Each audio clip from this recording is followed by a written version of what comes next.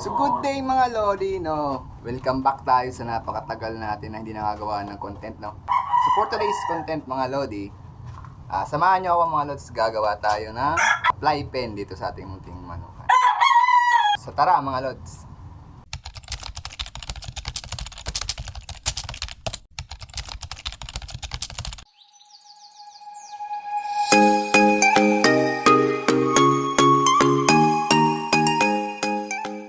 So ayan mga Lodi, no? So dun sa mga nakarang video ko, so makikita nyo doon, meron dyang dalawang 3x3, no? Tinanggal na natin. Tapos medyo nilinis na natin. Ito natin ilalagay mga Lods yung fly pen. So dalawa. So ang sukat mga Lods, ang lapad is 3 feet. 3 feet. Tapos ang haba naman is hanggang dito, siguro mga 4 feet. Tapos ang taas kasi niyan mga Lods, hanggang doon sa sagad na yun, is 7 feet. Pero ang hapunan mga Lods, mga nasa 5 feet lang, ano, mga Lods. So ito naman mga Lodi, yung mga materialis natin, ano, coco lumber. Tsaka yung ibang gagamitin natin nandun sa kabila. So ayan mga Lodi, no. Sana makagawa tayo ng maayos na fly pen para sa ating mga alaga.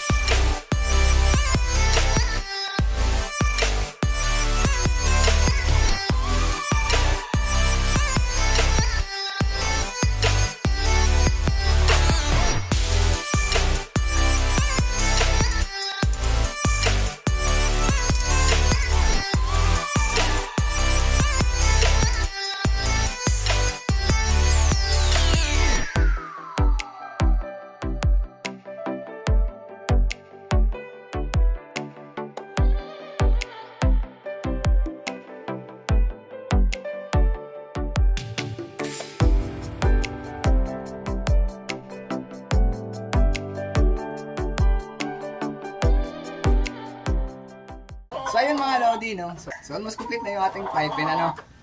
Minor na lang yung mga kulang. So inabot tayo ng 1.5 araw. So tingnan natin mga Lodi yung ginawa kong fly pen. So ayun mga Lodi, no? Kung mapapansin nyo, medyo makalat pa dito.